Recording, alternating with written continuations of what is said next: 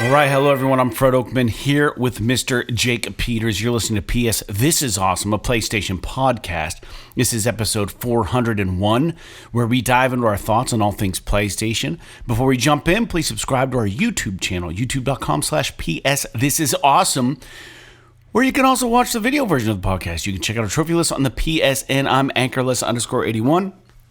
Jake is JakeSaw01. Send your thoughts to psthisisawesome@gmail.com. Share the show with your friends and don't forget to rate us. This podcast airs for free every Wednesday on your preferred streaming platform, but for those who sign up to our Patreon for just $1 a month, you can join the one and only $1 club and receive a die-cut vinyl sticker in the mail, plus a shout-out on our show. Most times you also get the show a day or two early. So visit patreon.com/psthisisawesome to support us. Remember, if you like our podcast, it does us a lot of good if you can like, comment, and subscribe on the crap we post on YouTube. With that out of the way, Jake, how are you on this cold Monday? It's cold, dude. You want to talk about cold? So yesterday so Sarah does this program. She's works in a school, and she does these programs with the elementary schoolers and the junior high school kids.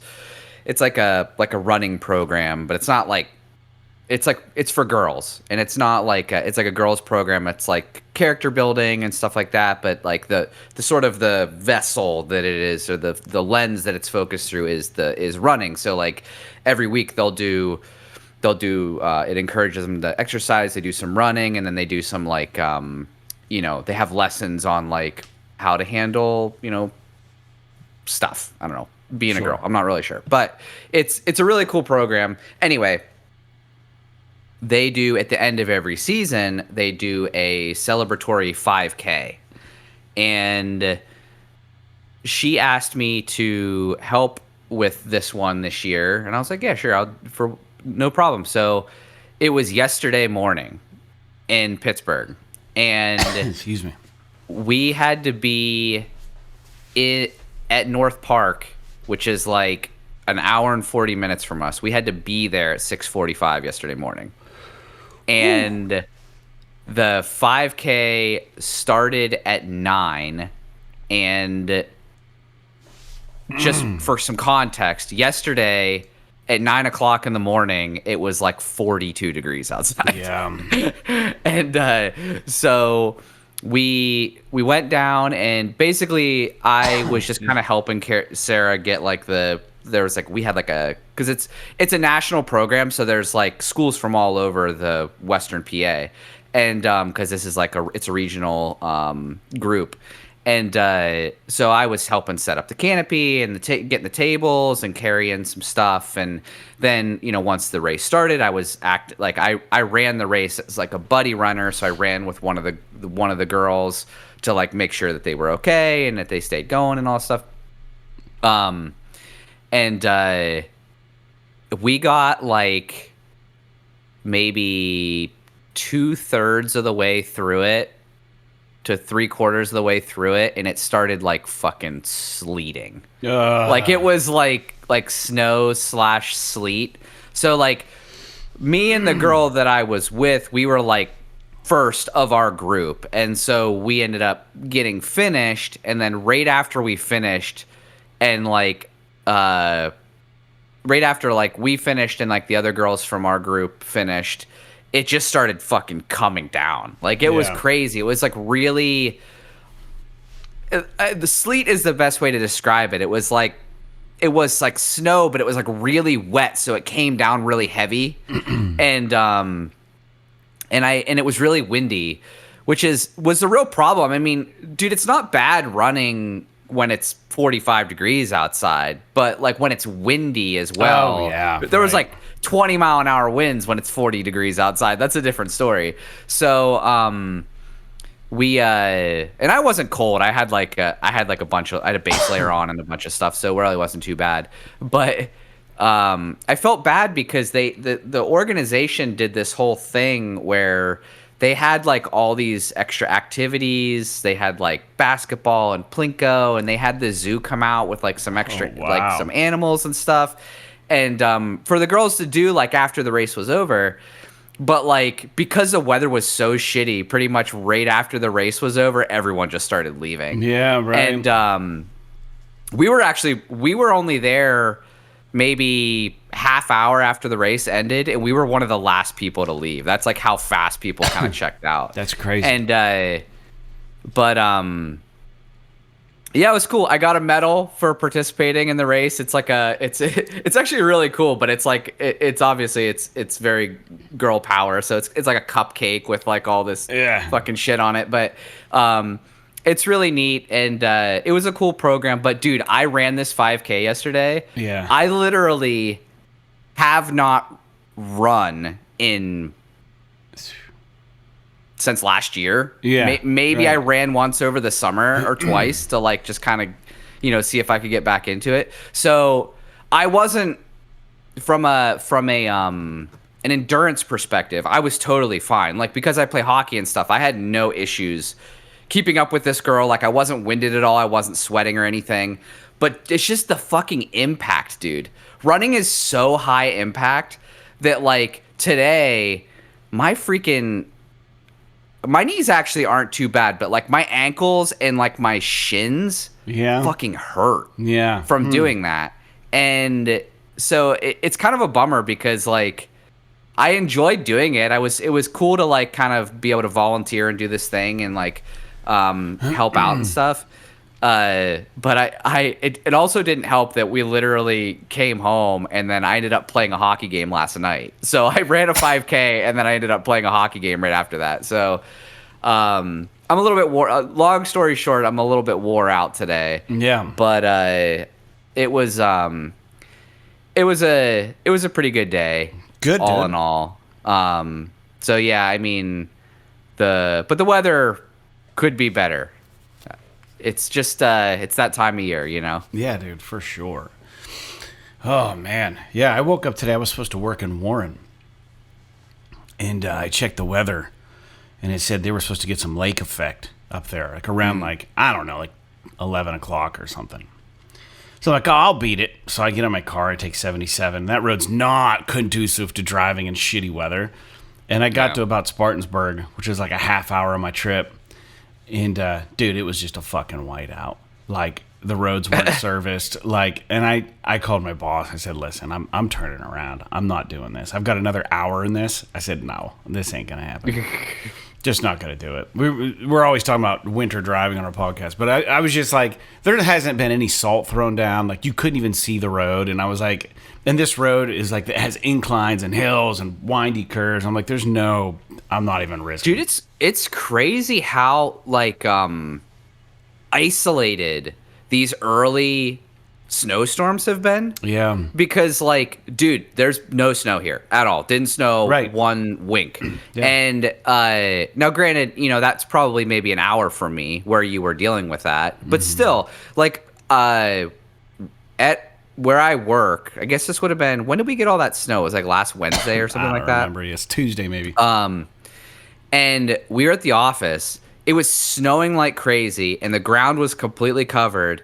And one of my coworkers lives 5 minutes from where we work. Yeah. And he was looking live on his Ring camera. No snow. Ground was completely bare. That's so strange. So it's just like, it's crazy how isolated it's been. But it's really bizarre. Yeah, I don't know. I don't know. How many times can we talk about how crazy the weather's been? But yeah, I think it might be a little bit of a dicey winter, all in all, I think, this year. Yeah. So, but we'll see. Yeah, not a whole else is going on. We didn't do Hero Quest this weekend. We did play a concert at Riverside. One of my land had a concert. Oh yeah, how'd that go? We talked about coming up, but we had to get up so fucking early in the morning for that 5K that I didn't really want to risk it. It was good, man. It was real good. We had a good time.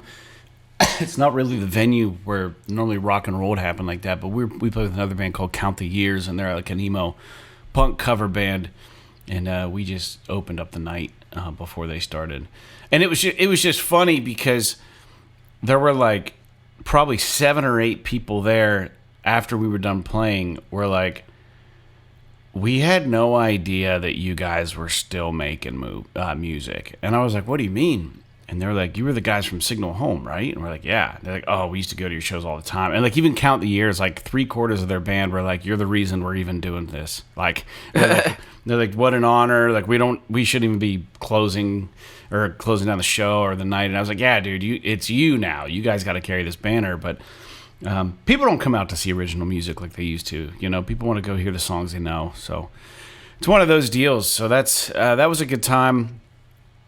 I did go see Pig Hill at the movies. That was interesting.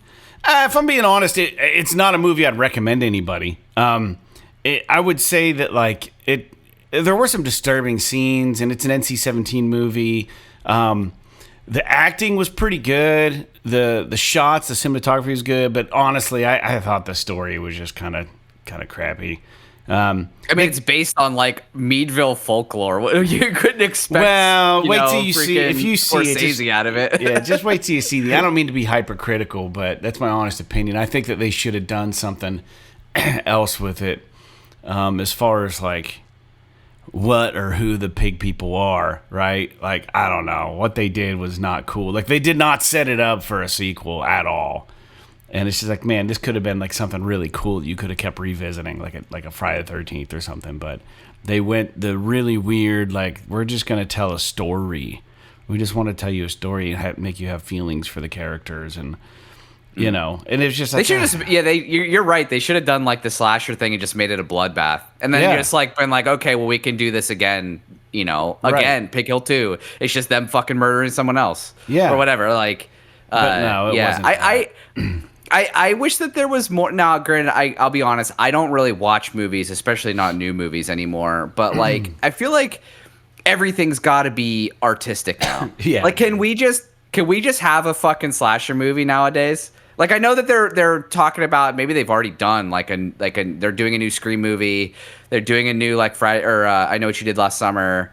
But like, those movies are just continuations of fucking 30-year-old franchises. Like, why can we not get like a new movie like that where it's like, you know, who fucking cares about the main character? I mean, yeah, you got to care a little bit about the main character, but who cares about like the story? Right. It's just, you know, this fucking dude or dudes or chick or what monster or whatever shows up, and it's like them, you know, running away from it until eventually they, through some ridiculousness, find a way to best it in the end. I'll just say, it's like the mystery in the horror movies is what makes them so gripping and interesting, right? Like, not knowing who Michael Myers really is until like the fifth one, or like what his backstory is, or, you know what I mean? Like, not knowing Jason Voorhees and all the story about his upbringing and like the shit that happened with his mom and like Crystal Lake. And I mean, piecing that together over multiple movies is part of the enjoyment.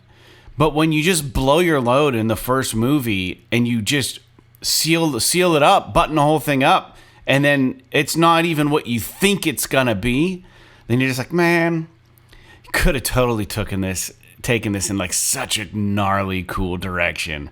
Such a neat, novel idea. So cool about those movies, like going back to like the Friday the 13th movies and like Nightmare on Elm Street, is that like what defined those movies were like the kills. Like, that was like the artistic portion of the movie. It was like, how do we make, like, we got to kill, you know, 5 teenagers in this movie. How do we make those kills interesting and unique and maybe a little bit crazy, but also fit what that particular character had coming to them? Yeah, right. You know, you think about like Kevin Bacon in the, you know, That's Friday exactly the 13th. What I was going to say, with the spear through the bunk bed or whatever. With the spear through the bunk bed as he gets done, you know, fucking that chick. It's like, like, and he's like smoking a joint when it happens, because that's like kind of his character. It's like, the wheelchair guy. And is it part 4? That was, yeah, maybe it was part 4. I don't remember which one it was. Yeah. But yeah, that one was so fun. Dude, and some of them it's just like, dude, I love these horror movies that you can, like, horror in quotes, but like you can, they're suspenseful, but you can kind of laugh at them too. Like there's something about that. Well, you know they had fun making them. You know what I mean? Like you watch it and it's just so over the top and campy. You know these people had a blast making these movies. The gore is just ridiculous, and it's just like they were just like put the blood machine on like 15. You know what I mean?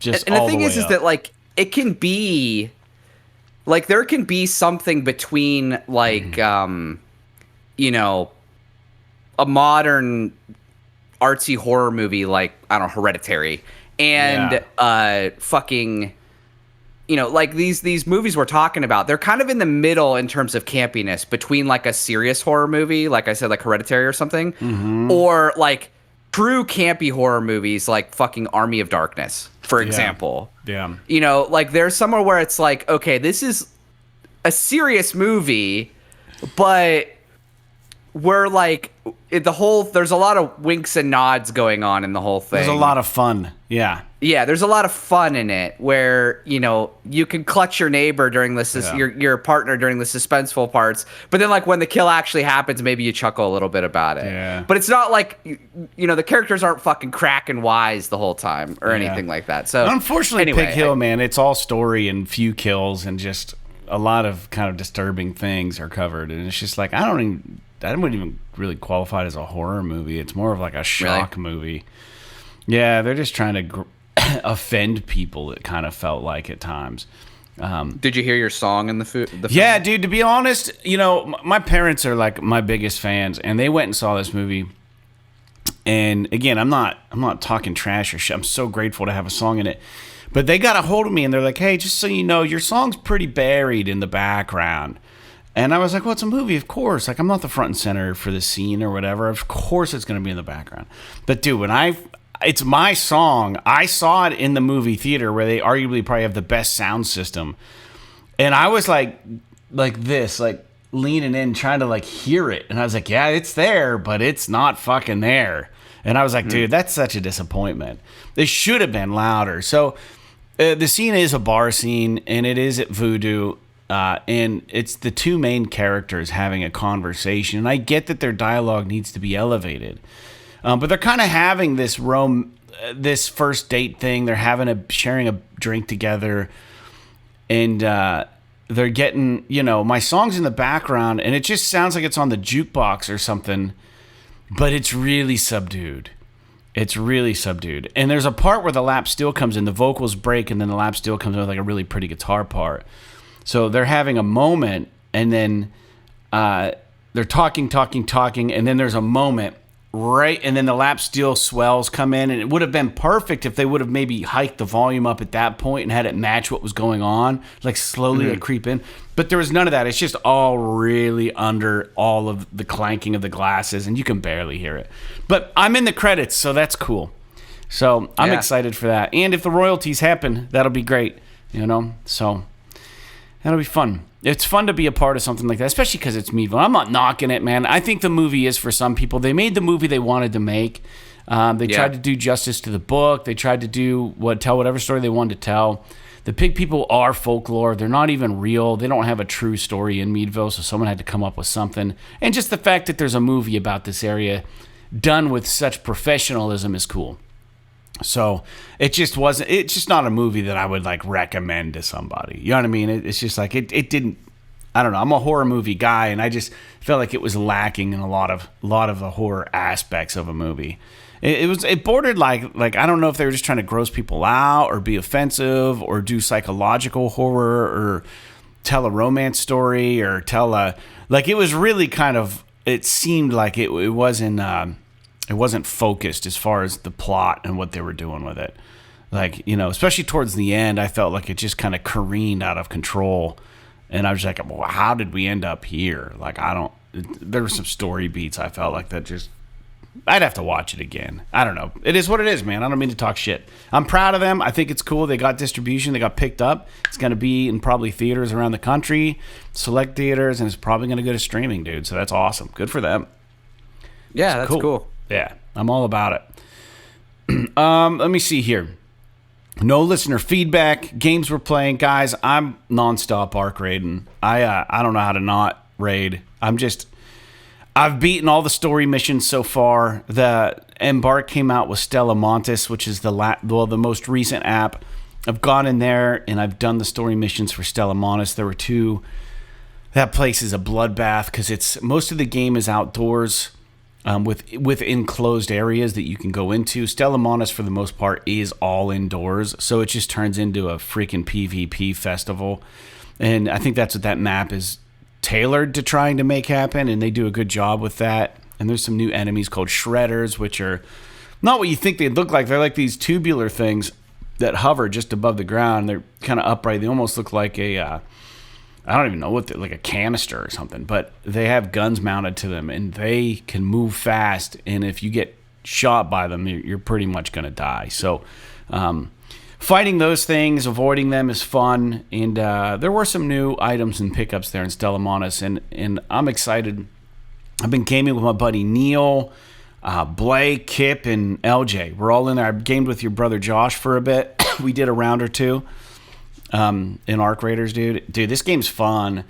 Josh said you tried it, and I want to hear from the horse's mouth what you thought. I will say, the more I play it, the more that I think PC players have an advantage for numerous reasons. The inventory system's way more easy to navigate. It's probably quicker. So if you're in the inventory while you're on a map and you're vulnerable and you pull up the inventory, you can't, you're just looking at your inventory and you get killed. That time that you're spending in there is probably way longer if you're on a PlayStation or a console as compared, because you can just click stuff with a mouse and be so much more intentional. But I will say that they've done not a bad job in, now that I've played a shit ton of this game. I'm level like 50 something. It caps out at 75. So the game's been out for a week and a half, dude, and I almost have 100 hours in this thing. It's crazy. Wow. I can't put it down. Like I'm like, I would say that I am borderline addicted to the game.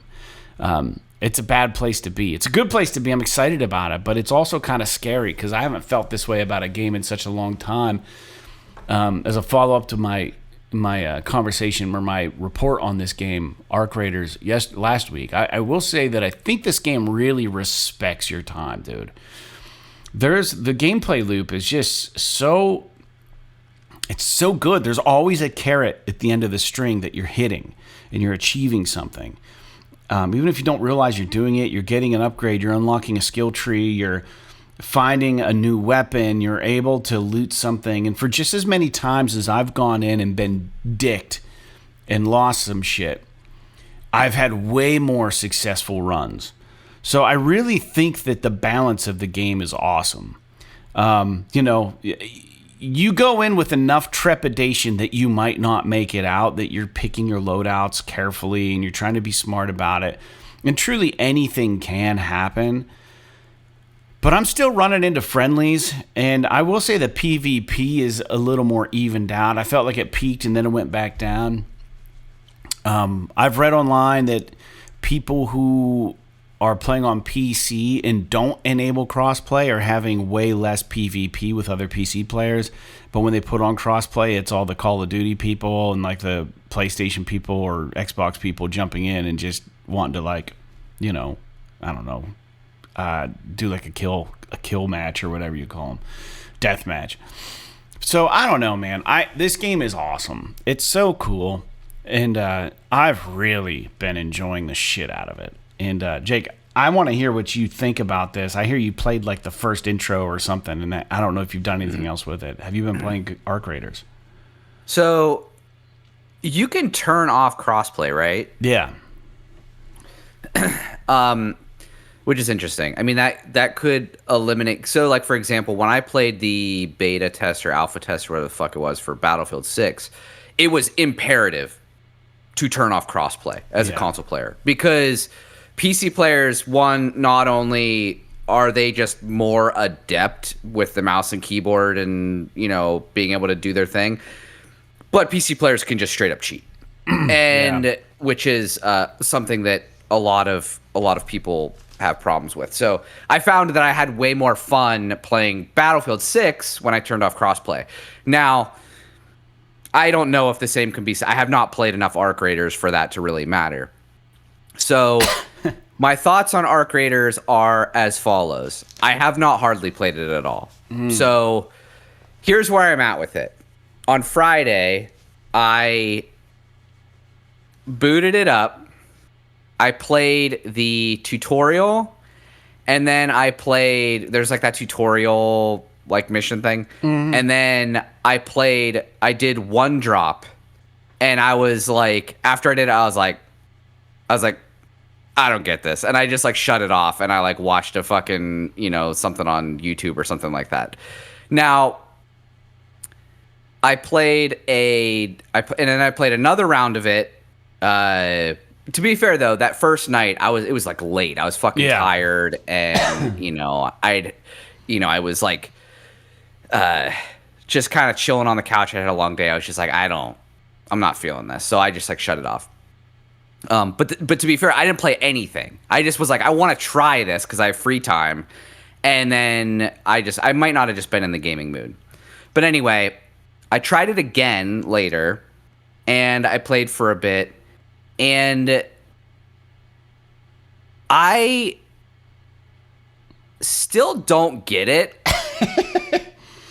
But I am open to, like, I'm still finding myself thinking about it. Like in terms of like, I want to play it a little bit more and see if it clicks with me, because here's the thing, like, I am becoming more and more annoyed with the emphasis on looting as a gameplay mechanic. And what I have played so far, now to be fair, I've only played by myself. I've only played very early stuff. What I have played so far has basically just been run around and loot a bunch of shit and then escape. And it's like, like, so for example, like the first playthrough, the first drop I did, I don't know what you call them, excursion. Did you do it solo? Yes. Okay. So the first one that I did was I jumped out. It's like, I'm doing this mission for this person. It's like, go fucking find some boxes or some shit. And so I go out and I'm like, okay, find some boxes. I loot some stuff.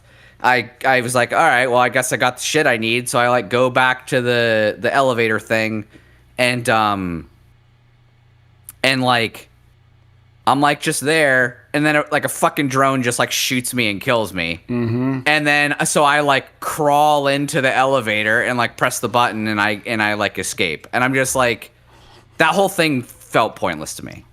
And then so that's when I was just like, I need to just not play this right now. So I played it the next day, and I had a little more energy, and I was a little more focused on what I was doing, and I experienced the same thing, but it was just like,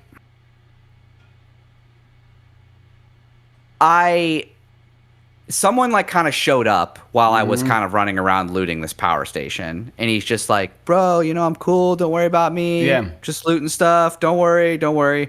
And I'm like, oh, I'm supposed to talk to people in this game. And I didn't have my headset on, so I did the fucking, press the unmute my controller, and I'm like talking into my controller to fucking try and tell him like, yeah, I'm not fucking with you. I'm just here, whatever I'm doing. I don't know, looting boxes.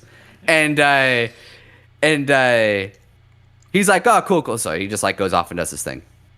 And I see a drone, and I have a quest that's like fucking kill, 3 arcs or whatever. Yeah. So I was like, oh, there's a arc drone thing. So like, I'm gonna shoot it. Yeah. Oh. So I fucking unload like my entire goddamn gun on this thing. Yeah. And it like falls to the ground, and I'm like, oh, I must have killed it. And no, it's on the ground still shooting me. I just like lopped its like propeller off, so it fell to the ground, but it's still alive and just fucking shooting. So I'm like zapped, like like trying to kill this thing, and finally I kill it, and I'm like, all right, well, like there was no, like it didn't. You didn't get a dopamine hit from that. It didn't click with me, right? No. So. Because it doesn't feel like normal combat, if that makes any sense. It feels a little bit more, I mean, I guess like survival, I suppose. Yeah. And a little bit less like I'm, enjoying like taking these things out. So like so I like extracted or whatever, and because I was like missing one, I needed a battery or something, but like there was no batteries in the area that I was at, and I was like, I had everything else, and I'm like, well, I'm not gonna fucking walk all the way over here when I only got 10 minutes left in the round. I'm just gonna go exfil or whatever and come back, and I'm like, and like you get in the thing and you go down the elevator and it's like, oh, you did it, and it's like all this like shit pops up that like this whole like dopamine thing that happens when you play these multiplayer games, and I'm just like the Pavlov shit. Yeah. I'm being 100% honest here. I'm not trying to shit on the game. I'm just saying like my feelings while I'm playing it. Yeah. And I'm just like I think you need to go in with me and LJ I don't understand what is going on here. Like this doesn't like to me like when I'm playing it. Yeah. The whole time I'm just like none of this matters. Like none of this matters. I don't care about any of this. Why should I care? Because like I'm like it's the whole thing is about like going in there and potentially losing everything. Well, it's for Speranza. You got to do it for Speranza. Yeah, but I don't give a fuck about them, right? Well, that's the story, right? There's no story. Yeah, there is. So it's like to me, it's like gambling. Like I don't gamble. I don't like gambling, right? So like, but the whole fucking game is gambling. It's just you're gambling with the environment and the items that you've picked up. Now, granted, there is an active component where other players, like the PvP element, makes things a little bit more interesting, whatever. But dude, some of the interactions are hilarious. Well, and that's the thing is that's what has me interested, and this is why I'm saying like I'm not throwing the game in the garbage. I want to continue playing it because I want to understand. Are you are you playing Josh's copy or your own? I mean, it's the copy that it's shared, yeah, that's right? But it's basically so you didn't buy it. It might as well be mine. I didn't buy it. Okay. No, Josh bought it. Right. And so I'm just playing it because he bought. And he asked me before he bought. He's like, "Do you have any interest in Arc Raiders?" Because I bought all these games recently, and he just kind of plays them, which is fine. I totally am cool with that. But he's like, "Yeah, I've been kind of like playing a bunch of games that you bought recently, so I thought maybe I'd pick up Arc Raiders." He's like, "Do you want to play it?" I was like, "Well, I'm just letting you know. I'll probably bounce off of it, but I'm curious to try it." Yeah. And so I still believe that is probably true. I probably will not play this game long term just because it is a multiplayer game. But I will say that I want to play more of it. I want to learn more about it, and I want to experience it a little bit more. But the things that are hanging me up right now are like, dude, I fucking hate these like live service menus and all this shit. You just need someone to explain it to you because I generally I sat down and kind of went through them all and I kind of like generally understand what's going on, but it's like you're not like in Speranza. It's just a fucking menu system, right? And so like.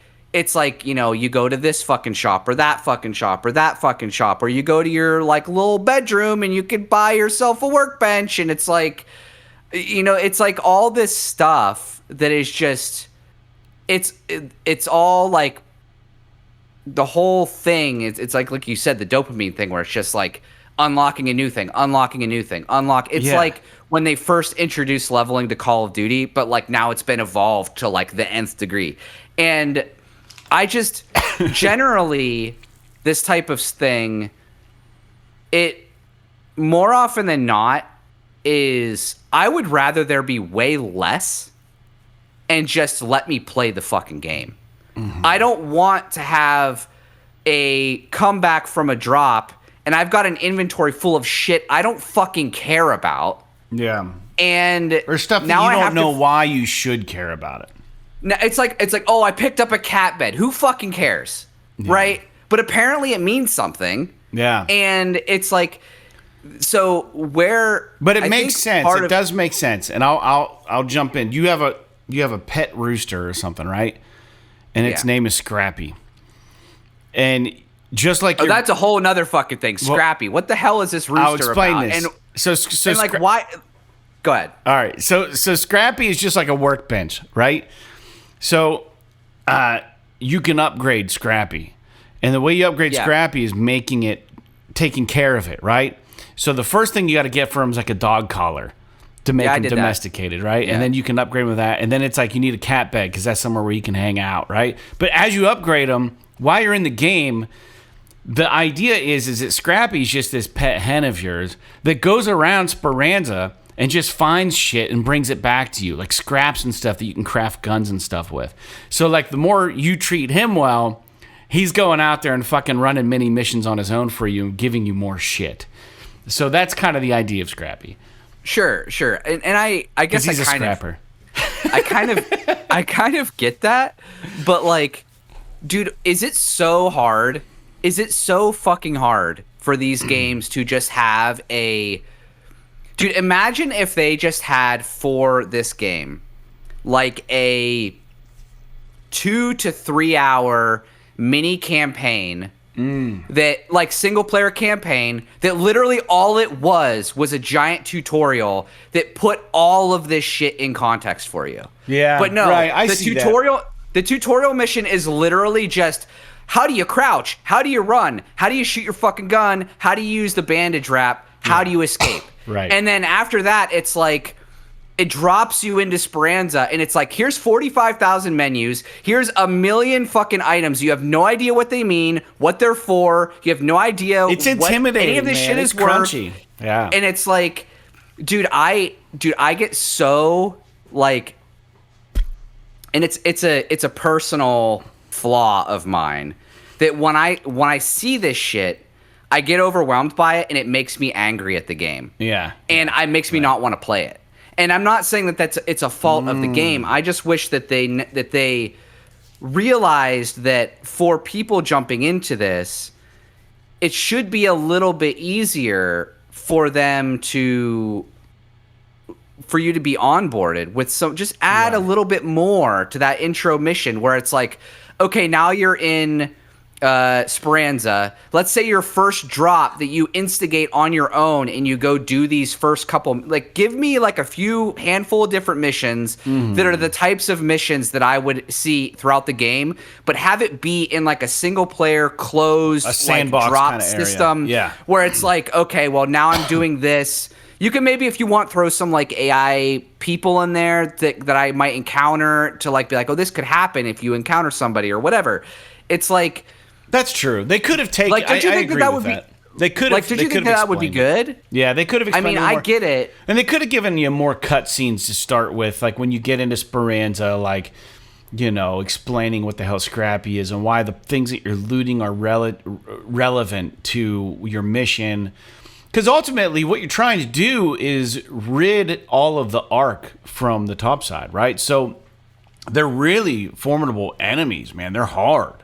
Even the smallest little things are hard, and as you play it, you start learning their weaknesses and what grenades work on them, what doesn't, and then all your different weapons. It doesn't explain that to you either. Like, the guns with light ammo do minimal armor, arc damage. You know, the medium ammo does moderate, and then the heavy ammo does heavy arc damage. And then fighting humans, like, you carry a shield and you have an augment and you got to repair your shit. Then you got to, like, you can put mods on your weapons, but like, it doesn't tell you how to do any of that. You just have to fuck around with it to figure it out. So I think that there could be a much better tutorial, not even a tutorial per se, but a little more hand holding from the jump. I think would help it, but it doesn't seem like it's hurt the game at all because it's so successful.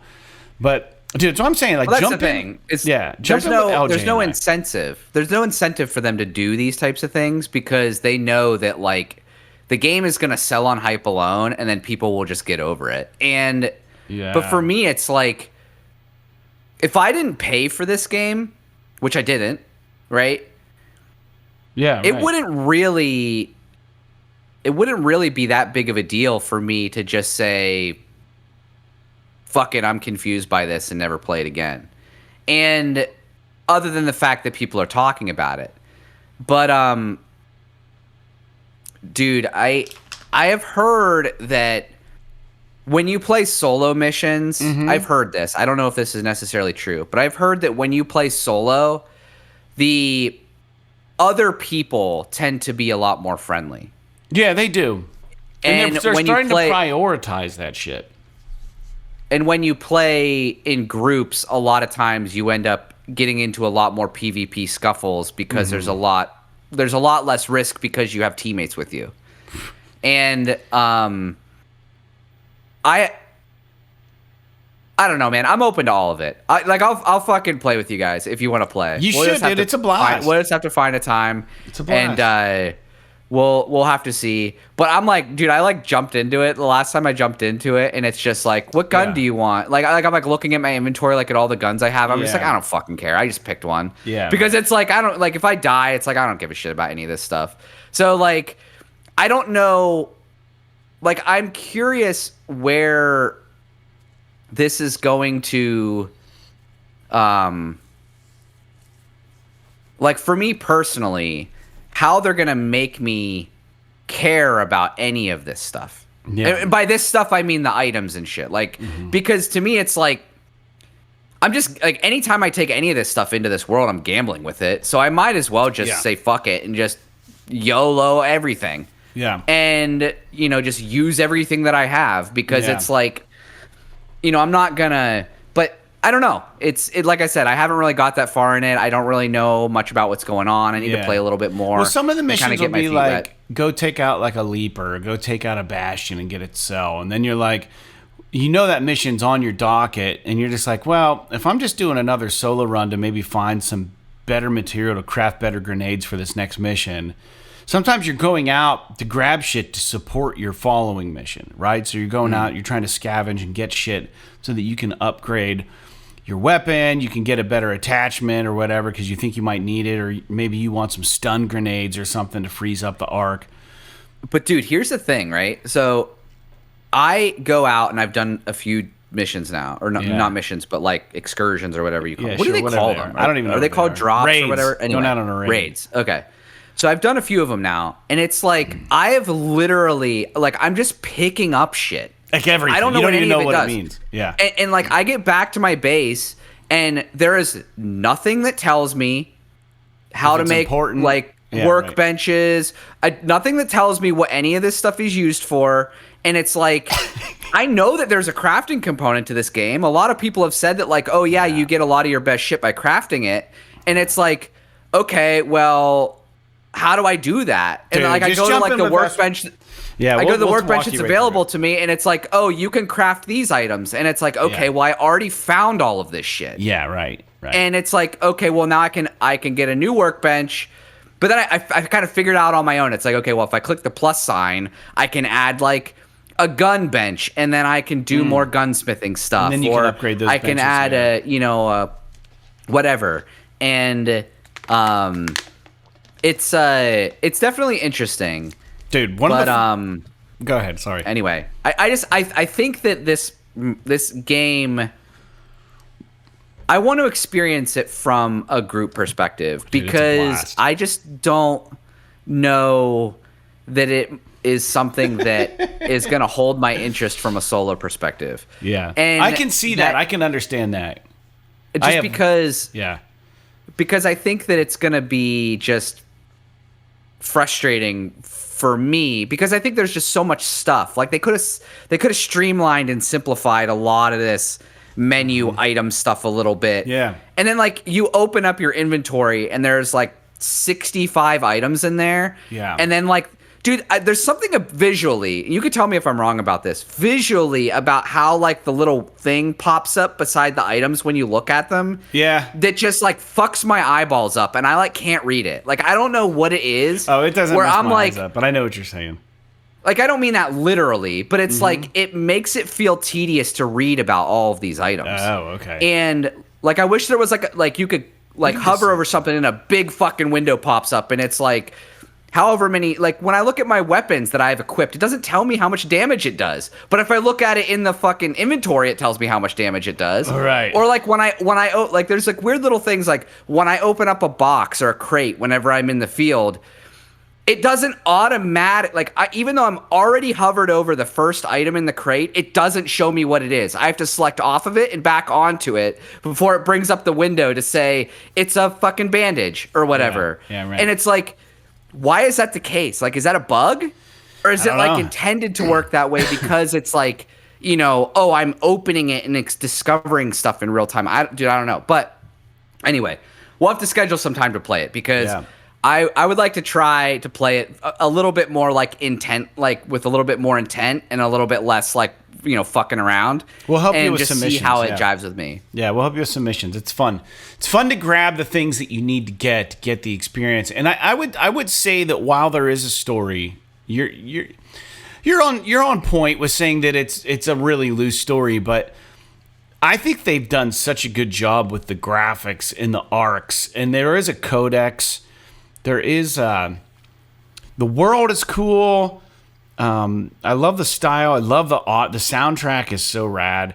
But like the thing is about it is like I guess like it's more of it's a game where it's just about kind of grinding. Like you want to level up your role-playing game character, right? You get a skill tree, you get all this stuff. You want to be the dude decked out with all the wolf pack grenades in the squad, so that when you guys go to wreck like a fucking whatever, the matriarch or whatever, you've got all the fucking ammo, and everyone's like, man, I wish I were as equipped as that guy. Like, it's cool to have all the shit, and then you share it with your buddies, and then, you know, you're dropping ammo for each other, and you guys are taking pod shots at stuff and trying to just wreak havoc on the arcs. It's fun.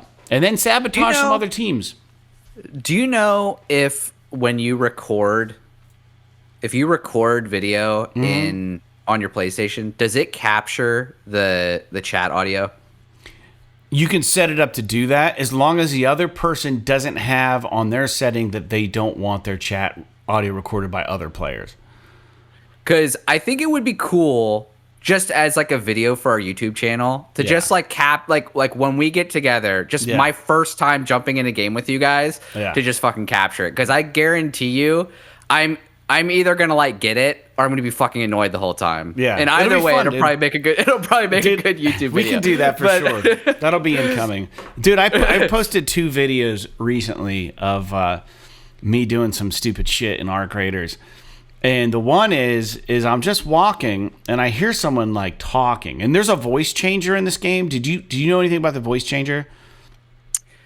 I have heard like something about it, but I don't really know what it is. So there's proximity chat in this game, but you want to make sure you have proximity chat off unless you toggle it, or else everyone will be able to hear you as you're chatting, right? So you want chat to be enabled for your party, but you don't want it enabled for the entire world. So like, you have to click a button. Like, is there a setting you have to do for that? Because it's just it's down on the D-pad. It's in the settings under audio. You want to prioritize, or you want to have proximity chat enabled, but only with toggle. And then you want your regular chat to be the way it's supposed to be. Proximity chat is hilarious because the way it works is like if you're playing with headphones, dude, you can hear where the voice is coming from. Like, it's so strange. But there's also like an AI voice thing, so that you can say I want to use the AI voice thing, but maybe don't enable AI voice for your party, but enable it for everyone on proximity chat. So when you're walking around, like you're just chatting with me and stuff, we hear each other like we normally would. But if we enable proximity chat and start talking, like I'll hear you talking in proximity, and it'll be like this weird AI like chipmunk voice or something, or like it sounds like a bunch of children playing the game, but it's just the AI thing. But it adds a lot of comedy. So I was walking. There's a video on YouTube I just posted, but I was walking, dude, and I hear somebody just like talking, and I'm like, yo. I said, what? You know, have you seen? I was looking for a Sentinel turret so I could farm it and get its sensor out of it. And they were right up where that turret was supposed to be. And I'm like, hey, is there a Sentinel turret up there? I'm yelling. And then they're like, I'm looking for a cat bed. And you hear it like echo around, you know? And I'm like, oh, all right. I'm looking for this. And I started walking up, and this guy just kept saying, like, I'm looking for a cat. Sounded like a kid, but I'm looking for a cat bed.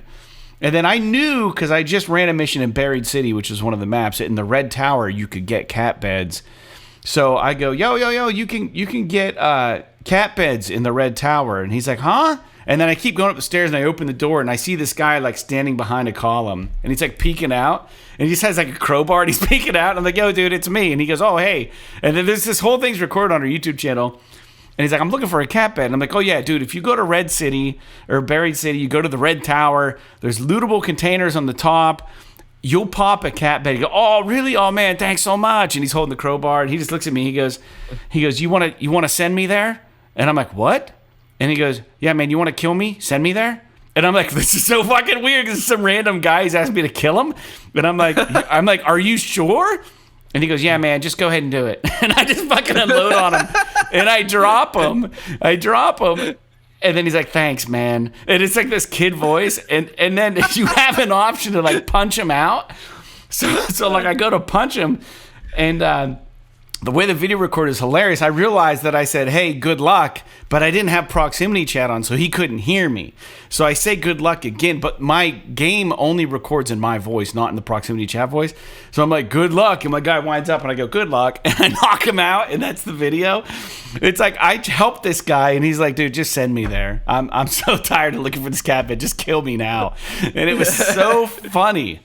There's another one where I just recently posted where I was kind of being an asshole. I went in with a free loadout, and there's a jolt mine that'll shock people. So a free loadout doesn't cost you anything. You go into the map, you're not bringing in your own shit. It'll equip you with some bare bones stuff. I got a jolt mine in a kettle, which is like, it looks like a super soaker, but it does some damage. I found an anvil on that run, which is like a magnum, which does great damage. So I had a magnum in a kettle, and I had the jolt mine, and I was like, man, I want to fuck someone up. So I put this jolt mine down in this subway tunnel, and right around a corner, and I knew that if a raider hit that's where the extract is, down this subway. I was like, dude, if someone hits this, I'm just gonna get up while they're like, they're shocked. I'm just gonna fucking wreck them and take their shit. So I'm just waiting, and I'm waiting, and I hear, and I jump up, dude, and I just roast him with the anvil, break his shield, slide in, shoot him a couple times. Killed him, and I could tell he was so pissed off because you have the option when you're like dead to surrender or just like try to hope that you're gonna get revived, and this dude had no partners. And when you die, your flare shoots up, but because I was in the subway, it shot up and hit the ceiling of the subway and just like sputtered out, so no one even knew I murdered him. And then I took all the shit, but he wouldn't even let me knock him out. He was so pissed, he just surrendered immediately. His body just fell flat. Like, I know I just ruined his fucking day. I don't love that. But when I spawn in with a kettle on a free loadout, what else can I do with a kettle? Like, nothing. I'm like, I'm just going to try to get somebody's cool shit. And most times I'm not good at killing other people. And I don't even try. I don't like to do that. But I was feeling a little aggro, as Neil would say. You know, I just wanted to, like, get into it with somebody. And it was kind of cheap. But it's on YouTube, too. And it's hilarious. The sound they make when they shock, man, because I've been on the other side of it. You're just like shaking. No one can fucking can't do anything. Just getting murdered. The game's awesome, dude. I love it. I see you have Ghost of Yōtei on here. Are you still playing that? I am, yeah. I mean, I'm like, I'm getting towards the end of the game. I mean, I'm like in the last quarter of it or whatever, but yeah. I'm just kind of like doing a little bit here and there. I'm just like doing everything as it comes up. I still really enjoy it, but yeah, I'm not probably going to play any other like single player kind of experiences until I finish it. I'm just kind of taking my time with it because who knows, the next game like this that we might get is Wolverine next fall or something like that. So, like, yeah, I'm sure there will be other things, right? I'm just talking about, like, Sony, like, big budget kind of shit. And so, I'm just kind of taking my time with it and just sort of enjoying it and, you know, playing it for an hour here and there and kind of running around the world and, yeah, dude, I don't know. I want to play that being game. A badass. Yeah. But, yeah, it's rad. Dude, I've been reminded in the groups I've been playing Arc Raiders with how good what the fuck game was. I can't. It was that RPG game that came out that everyone's going nuts about. I haven't played Expedition. Yeah, how good that game is, and everyone's just like, dude, you got to play it. So that and really Yōtei are on my list right now. Yeah. Well, Jake, you did the news for us today. You put all these stories together, so thank you. I'm gonna let you take the lead on this, and why don't you just? Yeah, that's fine. I can drive. Yeah. So, I'll be honest with you. I'm just gonna kind of blast through these. We'll talk about them individually and see kind of what you think. There are a few things that are kind of interesting here that I kind of wanted to talk a little bit about. But the first one is interesting, but not really for us, and that is that there is a Japan only PS5, digital edition that is coming out, and it is going to be released only in Japan. And because I guess like Sony's trying to recapture some of that market because Switch is dominating it so badly, and so they're releasing a digital only PS5 in Japan that's Japan only. And my understanding is that you can only use it in the Japanese language. So you can't change the language outside of Japanese. And you have to have a Japanese PSN ID and you have to have purchased the games that you have on it from the Japanese PSN for it to work on the console. And the reason why there are all these constraints because they want to limit it to Japan. And the reason is because this version of the console is only the equivalent of $350, Wow. which is that's $150 cheaper than buying it in the United States right now. Yeah, that's or maybe crazy. $100 for the digital version. I don't remember, but it's a lot cheaper. So what they don't want is they don't want people buying it from Japan, importing it into the United States, and then just changing the language, basically. Mm-hmm. I don't know if you have any thoughts on this. I just thought it was kind of an interesting thing for them to release a SKU of the hardware that is only available It's region and locked. usable in Japan, which is like, it's very antithetical to the way that consumer products have sort of gone over the past few years. Yeah. Yeah, right. Because like PlayStation's used to be region locked. I mean, up like PS2, PS1, all those old consoles, like they all were region locked. But now, like, everything is open to the entire world. But they're making this special console just for Japan that is region locked, just to try to recapture that market, which is just kind of interesting. Yeah, I'm sure they have their reasons. You know what I mean? It just seems interesting, and it seems like a weird time to do this. But hey, more power to them for pulling it off, and gave us something to talk about. But I don't really have anything else I want to really add about that. That's just interesting. Okay, so I want to talk. The next couple of news points is about the Game Awards announcement or nominations have been announced for this year, and I had a couple of things that I wanted to talk about. First was Push Square posted a list of nominations for PlayStation, like Sony games. And what's interesting is that, now I haven't played this game, but you have. Death Stranding was nominated for 7 different Game Awards, which was Game of the Year, Best Art Direction, Best Score and Music, Best Audio Design, Best Narrative, Best Action Adventure Game, Best Game Direction. So I'm not going to read all the other nominees or whatever, but I have to imagine... I could see remembering the first game, I could see this game having some legs when it comes to like best score and music and best game direction might be something that might be interesting for them because, Kojima's sort of like a G in the industry. Yeah.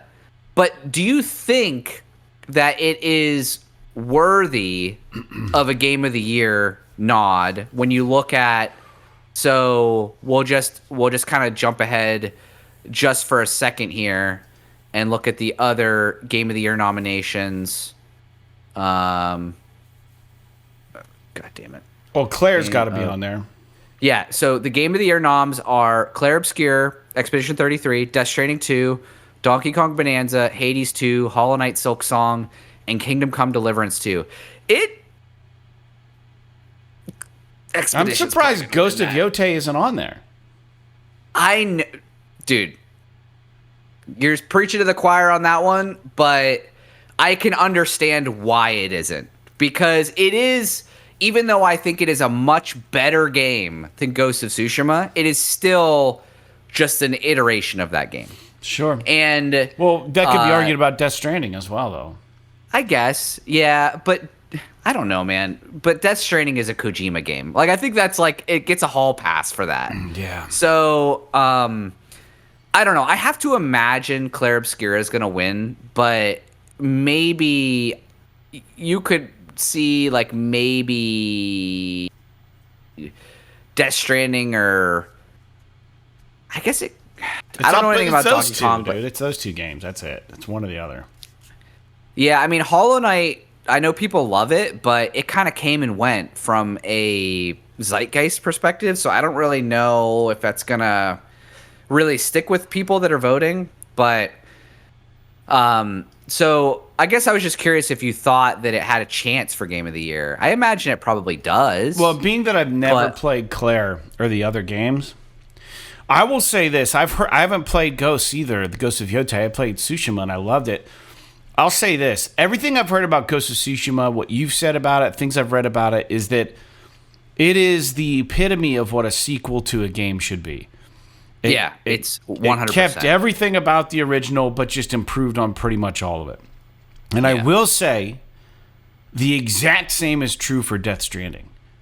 Right. Death Stranding 2 is the exact same situation. We're like, so much better than the first one, but in all the right places, right? Kojima didn't rework the game or try to give us something brand new. He kept the bones and the structure of it, and the story's a little crazier, and there's some parts about it I'm just like, wow, I can't believe it. That game was so long. I've probably honestly have put more time in Arc Raiders at this point than I did in Death Stranding 2, which is crazy because it took me about a month to beat Death Stranding 2, and I've had Arc Raiders for 2 weeks. So it's weird the way that games feel like they're utilizing your time, and I think that, I don't know. I'll be honest with you, man. I mean, not as like a little sidebar, like games, I know you're talking about, being quote unquote addicted to Arc Raiders or whatever, and kind of lending a negative light on that particular aspect of it. But dude, how often in your adult life does a game make you feel this way? You should embrace it while it's here. Because dude, that might not happen again for years. Yeah, dude, it's and so fun. Fucking love it. That's a thing that I think it's important as like an adult to really kind of embrace these things when you don't feel that kind of thing all the time. That's a good point. Anyway, man. so I appreciate you saying that. The thing about Arc Raiders, dude, back to it, and then we'll talk more about this. I just feel like never am I like, I guess I'll put Arc Raiders on. Or like, I get into it and I start it up. I'm like, do I really want to do this right now? Like, do I really want to grind? I felt that way with Death Stranding 2 towards the end. I'm like, oh my gosh, how much longer do I have to play this to get to the end? That's another thing I think about Arc Raiders. It speaks to me is that there is no like, you don't beat it, right? So it doesn't, you don't know where you're at on the timeline. You're just doing the thing because you're making your character better or whatever, and it's fun. It's just a game that's based on fun, I think. Arc Raiders is just fun. I don't know. Anyway, back to this. Sorry. So, Death Stranding 2, 7 nominations. Mm-hmm. Ghost of Yōtei, 7 nominations. Whew. Ghost of Yōtei got Best Performance, Best Art Direction, Best Score and Music, Best Audio Design, Best Narrative, Best Action Adventure, Best Game Direction. I will say I could see this game winning maybe like Best Action Adventure Game. Mm-hmm. I think that if although I will say I think that if Death Stranding 2 doesn't win Game of the Year, it's probably going to win Best Action Adventure Game.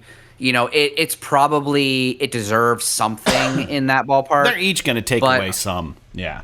Yeah. So I'm very curious about that. Best Performance is interesting, and we'll get into some of the like more just random stuff about the nominations in a little bit. But I think that the English voice actor for Atsu, the main character of Ghost of Yōtei, is amazing. Like, I really, really like her. And so I'm really happy to see that she's been nominated for Best Performance in this game. Now, there are literally like 2 or 3 voice actors from Expedition 33 also in that list. Yeah. But so my guess is that probably one of them is going to win. But Yeah, dude, for sure. Dude, I'd be shocked if Expedition doesn't clean up at the Game Awards this year. Dude, people are jerking off this game. Don't get me wrong. I love it. I love the game. It's amazing. But I saw a tweet that was really interesting about the Expedition where it was someone responding to a tweet that was basically just this guy just fucking jerking off Expedition to the nth degree. Mm-hmm. And the guy responded to the tweet and it was just like something along the lines of like, this is what it's like when white people taste Cajun food for the first time. It's just like where it's like you've never had this before. That's why you feel that it's this amazing thing, but it's like really not that amazing. It's your just, first time, buddy. Yeah. Yeah. So like it's just reached a much bigger audience, and don't get me wrong, it is a special game in the genre, but is it this like greatest game of all time kind of shit? No, I don't know that. I believe that. Right. But anyway, so a couple other things from the Sony stuff that I wanted to bring up that I thought was kind of interesting is for best adaptation of a video game, Last of Us Season 2, which I was not all that impressed with. I had a hard time getting through it.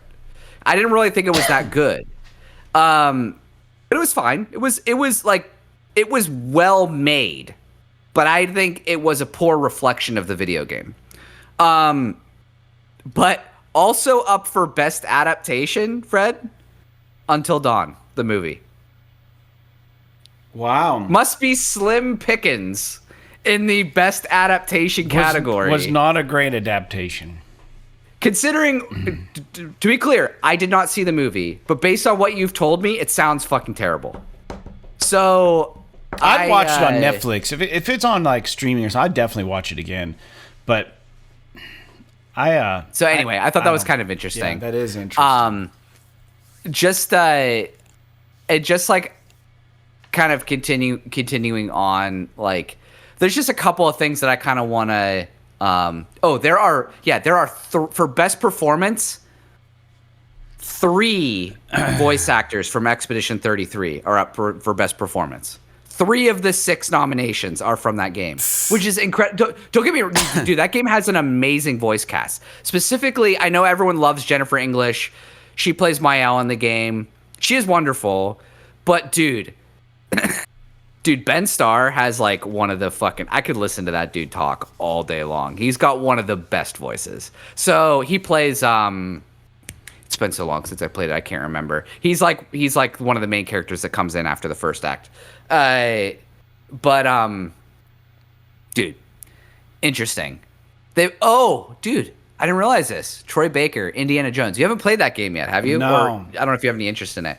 Dude, he does such a good job capturing like the Harrison Ford Indy. It's really, really good. I'd like to try. And then there's Konatsu Kato from Silent Hill F. I haven't played that game. I have no context there. But interestingly enough, I have context for the rest of it, mostly because they're all Expedition guys, except for Erika Ishii from Ghost of Yōtei. And Troy Baker, obviously. So I'm just kind of curious here if there's anything else that might stand out.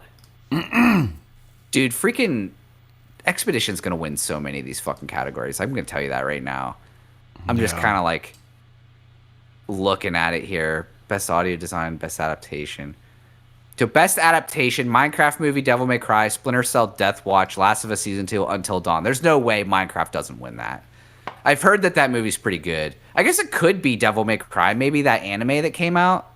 I haven't seen Splinter Cell. I don't know anything about it. Best narrative, best community support, games for impact. There's like so many like best multiplayer. Arc Raiders, Battlefield 6, Night Rain, Peak, Split Fiction. Dude, Arc Raiders. Split Fiction is like it's like one of those games where it's like, yeah, it's a multiplayer game, but it's like a 2-player game. Dude, I'm calling it's not it like yeah. Dude, it's not like this multiplayer like experience. So yeah, dude, I'm curious. I'm telling you, Arc Raiders is gonna have legs, and you're gonna see it next year, and it's gonna be like, whatever, most supported, whatever online shooter or something, online game. It's gonna win for a while. I think Battlefield 6, it won't win because it's because it's a fucking military shooter. But you could see, I could see maybe Night Rain winning, but Elden Ring Night Rain. But Arc Raiders has recency bias behind it. People fucking fresh. love it. It feels fresh. So, it's like a new concept. Your baby might win. That's all I'm saying. I hope it does. It would be good for the game. Yeah. It's they have Claire Obscure as one of the entries for best indie game, which I think is a little bit disingenuous. I mean, I guess technically speaking, they're an independent developer, but like the game is pretty fucking AAA. I mean, the only thing indie about it is the price point. So yeah, I don't know. From a vision, like an optics perspective, I guess I should say. Anyway, I don't know. We're not gonna fucking go through the rest of this. I am curious though. Most anticipated game. I just want to get it. See how you feel about these games. 007 First Light, Grand Theft Auto 6, Wolverine, Resident Evil Requiem, The Witcher 4. Which of those games are you most excited about? Honestly, it's probably Witcher 4 for me.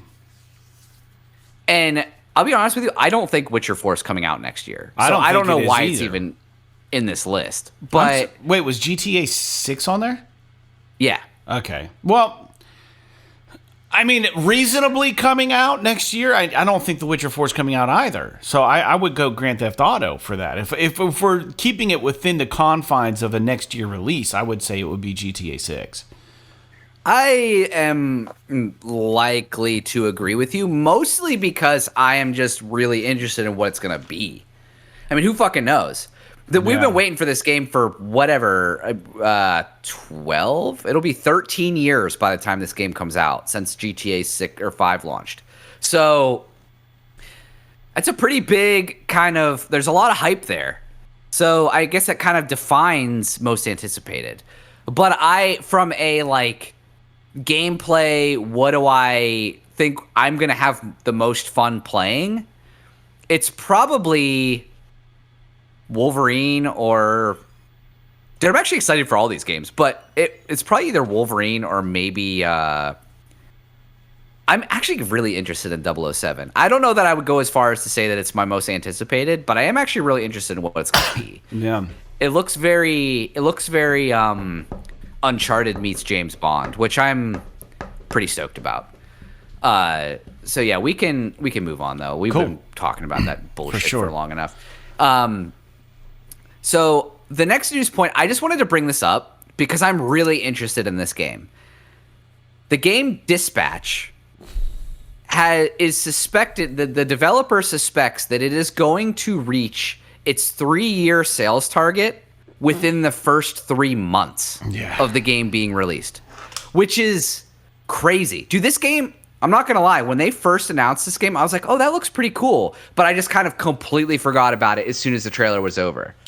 And now I got to say, dude, I might play this when I'm done with Ghost of Yōtei. I don't know what else I would play after this, other than maybe dabbling in Arc Raiders. Yeah. And I'm really interested. It looks cool. I thought, I'm relatively over like the Telltale formula, but everything I've read and seen and heard about this game makes it seem like it's a step above all of that stuff in terms of its like performance, its graphics, its delivery, the reception. Maybe it probably won't have the same impact as something like Walking Dead season 1, but Dude, it looks great. So, and it's got some pretty decent cast. I think the dude that played, like Jesse Pinkman or what the fuck his name is. Yeah. The guy from Breaking Paul. Bad. Yeah. Aaron Paul. He plays the main character in it. So it's like they've got star power there too. So I'm interested in this game. Are you interested in it at all? Like, yeah, for sure. Like, because I know more than me, you're into these types of games. These like more choose your own adventure kind of laid back, kind of story driven. Yeah, I am interested in this. It's just, again, it's like as soon as the hooks of Arc Raiders come out of me, I'll probably jump into something more like this than something a little heavier. You know what I mean? But that's kind of what you were saying. I am gonna enjoy Arc Raiders for every moment that I can. It's all I think about. I'm just and when you got people like that's the thing with Arc Raiders is like when you have other people that are playing the game and you can do it with them and jumping in each other's squads so easy, it just works and it's just so fun to do. Well, more power to you. Dude, it's all I'm going to talk about in this show is Arc Raiders. I'm so sorry. I keep coming around to it somehow. No, you're fine. The next news point, and this is actually a big one, the NC... So there's been rumors of Horizon multiplayer games galore for years now. Well, NCSoft has announced their MMORPG for Horizon, and it's called Horizon Steel Frontiers. And they released like a 10-plus minute video that's a trailer with some developer interview kind of things and a bunch of gameplay. And, dude, I'm not going to lie. I don't really necessarily care about MMOs, but this game actually looks really good. And I'm a little bit shocked by the fact that it's been developed specifically for mobile in mind. And I don't know what the fuck kind of crack they're smoking over here that they would think that why would you not make a PlayStation version of a Horizon game at launch? Now, I have to imagine, obviously, this game will eventually come to console. But I believe at launch it will be a mobile game, and I think there might be a PC version of it. Not on Steam. I think it's like some special fucking NCSoft launcher. But it's like, dude, this is a Horizon game. Mm-hmm. It literally probably, when you boot the fucking game, it probably says PlayStation Studios or something. Well, dude, I'm watching. And you cannot play it on a PlayStation? It looks cool. Did you watch the trailer, or have you scrubbed through it at all? I'm scrubbing through it right now. It looks good. Dude, it looks awesome. And I'm not going to lie. Like I said, I'm not like a big MMO guy. Like, if this is free to play, I will definitely download it on my PC and try it out. But I'm not playing it on my fucking phone. I can tell you that right now. And I'm watching this game, and I just don't understand how a person plays this on their phone. I think it's like one of those things where it's like you have a controller hooked up to your phone, which I've never fucking understood. Apparently, this is a thing. People set their phone down and they fucking hook a controller up to a Bluetooth and play it. It's like, what are you doing? I mean, I guess if you don't have a console, you can't afford one, but you have a cell phone or a tablet or something, that makes sense. What if you have unlimited data? I mean, is it fast enough to actually do this online world with other people without Wi-Fi? I would imagine you would have to use Wi-Fi. Okay. I have to imagine that's probably true.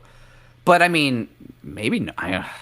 Maybe if you got really fast 5G or some shit, maybe it works. I don't know. I'm just kind of perplexed by how good this looks, thinking that it's only a mobile game. Dude, it looks great. It looks really good. I'm actually really completely stunned by it. Yeah, it looks better than most of the shit that Sony's put out.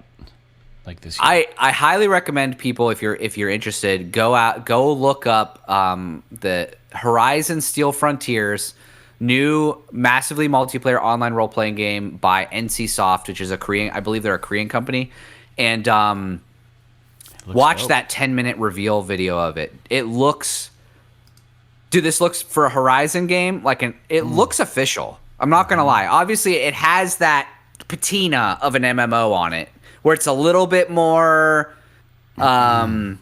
There's a little bit more artistic license going on with like the character models and stuff. It's a little more, cartoony. It's a little bit less realistic. But that said, it still looks incredible. Even like the combat sequences where they show like them fucking knocking parts off of the dinosaurs and, wrapping them up and shit. Like, it looks really good. So I'm excited to see what comes of that. I just hope that they decide sooner rather than later to get this thing out on console. I don't fucking care. Release it on Xbox too. Release it everywhere. It's an MMO. You want the most players you could possibly get. It just is baffling to me that you have a PlayStation IP not be available on PlayStation when it launches. So, something to think about. I'm going to skip this next one here, which is just the new games for the week. We don't really need to talk about that. If you guys are curious, you can go look up the new games that are coming out this week and new games for PS Plus. There's really not anything in there that like was blowing my mind where I'm like, I got to talk about this today or anything. So feel free to check it out. The next thing that I kind of want to just I just wanted to get a quick temperature check for both of us, how we felt on AI in video games now, because I was reading a news point or an article over at Video Games Chronicle that was referencing an interview with one of the guys with the CEO of who did fucking Helldivers? Arrowhead. The guy Shams Georgiani, I think his name is. He was making a point basically that everyone is so hot and cold on AI, where it's like, you either don't use it or you use it for everything generatively. And it's like, and he thinks that there's got to be some middle ground where we can utilize it, but not also be just like automating away large swaths of people's creative jobs and stuff. Yeah. And so I'm just curious, Fred, kind of how you feel about AI in video games now, because I do think that there are elements to gaming that would benefit from AI, but I think that we still need to make sure that it's not just like as a blanket, we're not just replacing artists and shit like that. Yeah, right. Like having AI generated music for the whole fucking game or whatever. You know what I mean? Right. Yeah. Dude, it's one of those things where it's just like, for me, and I have a buddy, Mike, who works now for a studio. He's a fantastic artist, dude. And we've had some behind-the-scenes conversations that I can't even talk about on the podcast for reasons I don't want to get him in trouble or anybody like that. But this is just the way that things are going, dude. This is just the way everything is going. So at some point, there needs to be some concession on your moral ground, right? On your stance on the use of AI. There just has to be a little bit of understanding that just because it's AI doesn't necessarily mean that it's bad. But we said the same thing about the fucking internet. You know what I mean? Just because we can now access everything at our fingertips doesn't mean that it's a bad thing. But people are going to find ways to use it for bad, and there currently are situations where people are losing their jobs because of it.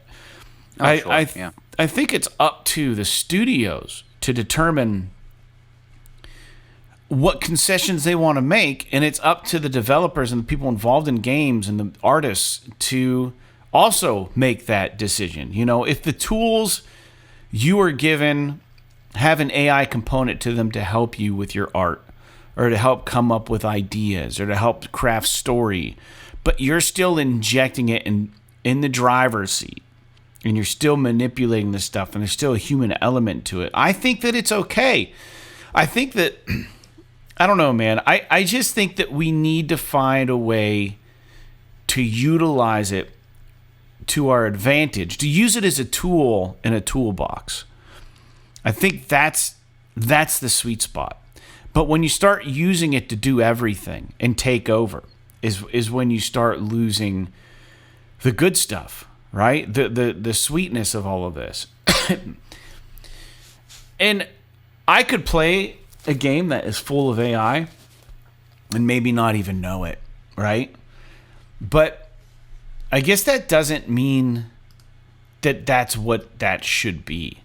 I just think that like we need to be careful just as humans of like how much we indulge this and how much we utilize. I think that, you know, it's going to be up to everybody. You know, it's where are you willing to draw? Where are you going to draw that line? If you want to take a hard stance on it and say none ever with anything, I hate to break it to you, but it's already in most things. You know what I mean? Like even with Hero Quest, like someone used AI art for one of the upcoming expansions and they got called out on it because someone figured it out and they're like, okay, yeah, you're right. We'll change it, you know. So an artist got a job because people fought back. So, but I do think you can use it to help you with prompts, to help you with coding, obviously, to do the stuff like that just is time consuming that we already know how to do, but they can just do it faster. But when it comes to art, I really think that a lot of the art stuff needs to stay in the hands of people. But that's my personal opinion, man. I just, we're going to hit a point where performance art is going to be one of the most coveted things, whether it be live theater, movies maybe, where there's real actors, and plays and singing and bands and songwriters and ballerinas or dancing. And there's going to be a point in this world where everything else is just going to be consumed by AI. All the digital shit that we enjoy, music, books are going to be written by AI. There's going to be, and then it's just like, well, if I want to go touch some grass, what am I going to do? Where am I going to get that fix from, right? It's going to be getting outside and going and seeing a performative art or something. But for as long as we can retain it, man, I think we need to cherish it and treat it as something sacred. Because AI is moving in, and we're going to get a lot of AI slop, we're going to get a lot of AI stuff, but I do think in the right hands and with the right direction, AI can be such a helpful and beneficial tool. But that's going to be up to the studios and up to the artists to determine where they're willing to draw that line and if they're willing to cross it. You know what I mean? And it's going to be up to the consumers too. Are we going to be buying into this stuff?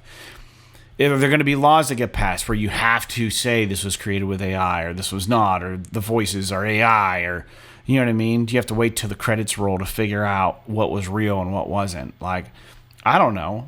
You know, we used to put explicit content on our CDs because somebody cussed on our record. Or, I mean, are we going to now see games or books or whatever, music now that's going to be required to have like some sort of sticker on it that says made with the assistance of AI? You know what I mean? I don't know, man. We're going into weird territory, but the thing is this snowball is turning into a boulder, and it's turning into an avalanche, man. And like, there's nothing that's going to stop this. It's exponentially growing all the time, and now it's just a race. It's just a race to who can have the best AI thing. We've talked about this. It's ridiculous. And it's just, I mean, we've come so far in the last 3 years. Think about, like, we didn't have fucking Gemini or fucking Chat GPT like this 3 or 4 years ago. And now it's doing so much. It's writing code for us. It's finding facts for us. It's doing crazy math for us. It's doing voice rec. It's writing songs for us. It's crazy. It's been 3 or 4 years in existence, really. But it's just going to snowball, dude. And then that's going to have environmental effects, too. Just to give you some context, ChatGPT launched November 30th, 2022. So it hasn't even been 3 years. And we're already in this, like, insane AI-dominated sort of society. Yeah, now. dude, it's just... And so just like everything else, I mean, corporations gonna corporate, you know, they're gonna fucking utilize this shit if it means that they can make millions and jillions of dollars, even if it's at the expense of everyone that works there. They're gonna do the fucking, the evil corporation shit with it. Yeah. We just have to decide as a society how we want to adapt to that, and whether or not we want to participate with those types of things. Now, I will say, I think that there are ways that it can be used, like you said, as a tool that will be very kind of pro industry. Like, for example, you could hire a voice actor and have them voice act the story, have them, use all the mannerisms, read all the lines, do all the shit, and all of that stuff trains an AI that in the game runs an NPC that allows you to essentially interact in an infinite number of ways with that voice actor playing that NPC. That voice actor still gets paid for their performance in the game, but their performance training the AI allows you to have the infinite number of experiences without having to have the voice actor literally record a million lines of dialogue. Now, does this also mean that the voice actor is going to make less money? That's up for the guilds and the unions and all that stuff to take care of, because technically speaking, if the voice actor can train the AI on less dialogue, then maybe they're entitled to less money or something like that. But that's where they need to sort of hash out that part of the agreement. Where I'm coming at is like the voice actor is still involved. For example, like a story, you could use AI to generate dynamic quests, but maybe a human writer is still involved in creating the story, creating the background, creating the characters, creating the bullet points. And then all the AI does is just dynamically generate the quest. Right. And so there are, like you said, AI is going to be imperative to be used as just a productivity tool, but it should not be used as a replacement for humanity, as it were. And I think that we just need to see where it's going to go. And I think you and I are both in agreement on kind of how it should be used. But it's here, and it's here to stay. I mean, it's impacting everyone. I mean, like I talked about a few weeks ago on the podcast, like one of my most treasured hobbies is riding my motorcycle on track, and the place that I go to is literally being closed to put up a fucking AI data center. Yeah. And so I'm obviously very upset about that, because it's like, how many of these places do we need? Because we're going to see a bubble here.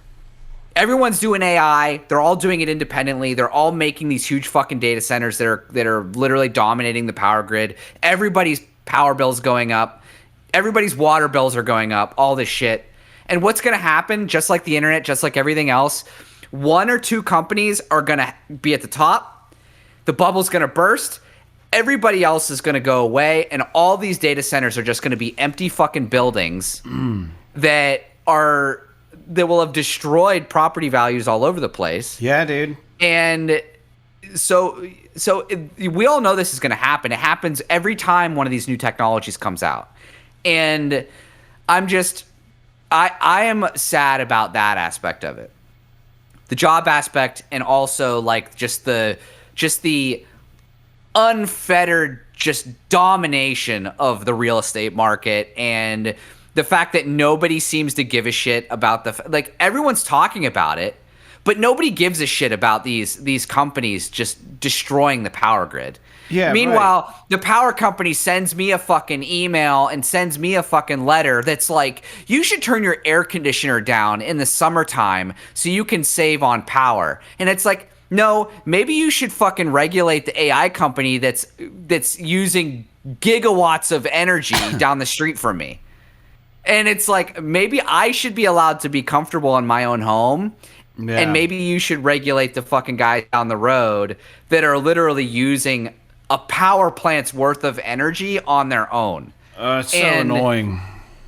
Like, what I think is probably going to end up happening that I think is going to be really, that I would be pretty okay with, is they're talking about a lot of these AI companies having their own power plants for their data centers, which I think is totally fine. If they do that and it releases the burden from the general public to be able to not have to subsidize their power bill and shit, but I guarantee you what's going to happen, because this is how the fucking government works and how companies work, is that they're going to get government subsidies to pay for those power plants, which means we're just going to pay for it in taxes.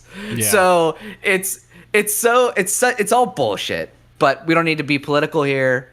It's just a political topic, unfortunately. So I just wanted to touch base on the AI thing. Yeah, sorry, we kind of went a little long on that. And then I just wanted to, we keep coming back to ARC Raiders, and I just wanted to kind of just make this point because I think it's kind of crazy. ARC Raiders peak concurrents on Steam are staggering.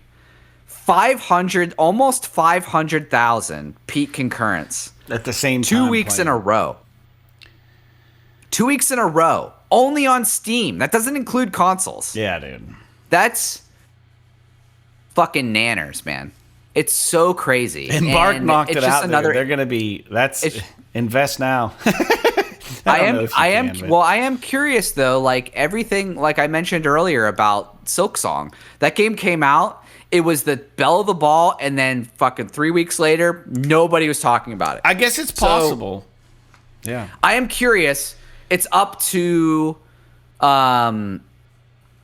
who's the fucking developer? It's the ones that did the finals. Embark. That did the finals. Embark. Yeah. Yeah. It's up to them to keep it fresh, and we'll see if they're able to succeed there.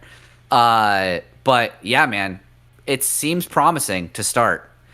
I'm sure the Battlefield 6 guys are pissed because they had their first freaking hit in forever where they're actually able to take on Call of Duty from like that perspective, from that kind of, multiplayer perspective. And then ARC Raiders just comes out of nowhere with this type of performance.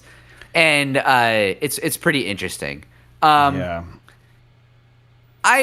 I'm not even going to talk about these last two news points because they're not really relevant. I mean, they are relevant. It's just kind of interesting. They're just a couple of kind of interesting points. So I think that's kind of it for today. There's obviously other things that we could talk about, but we've been going for a while now, just kind of chatting about a bunch of stuff. So I think it's probably a good point for us to kind of put a cap on the episode. Do you have anything else you want to talk about? I don't have anything else. There were a couple new games. I know you had a link for them, but I found a couple. We'll just go over the ones I put on here, so we don't have to use the link. But November 17th, The Berlin Apartment. November 18th, Morsels, SpongeBob SquarePants, Titans of the Tide. The 19th, Demon School. The 20th, Stalker 2, Heart of Chernobyl. Outlaws plus Handful of Missions Remastered. And Neon Inferno. And then the 21st, One Piece Pirate Warriors 4. I didn't see Stalker 2 on there. That's actually a pretty good game, or a pretty big game. I'm actually really interested in that game, but I think it's very survival-y, and I don't know that it's something that I would stick to. But seems pretty cool, if I'm being honest with you. Yeah, it looks good. But yeah, no, I don't have anything else. Just everybody stay warm out there. Have a good week. We've now gotten through 400. This is 401, and the ship continues to stay upright. And, pushing through the waves, dude. It's good. Feel free to write us, psisawesome@gmail.com. You can also make comments on our videos. I'll be posting some interesting ARC Raider shit that I stumble into topside, and you can tune into our YouTube channel, PS is Awesome, to find some of those videos as well as our show. Jake, I guess you're good? Yeah. All right. Man. Well, thanks for taking over for today and doing the podcast. I've had a crazy cough, and thanks for doing the notes. So we'll see you next week, guys. This has been episode 401. We'll talk to you next time. Like Earth Defense Force, Earth's Fall, and Earthworm Jim HD. P.S. This is awesome. This is awesome.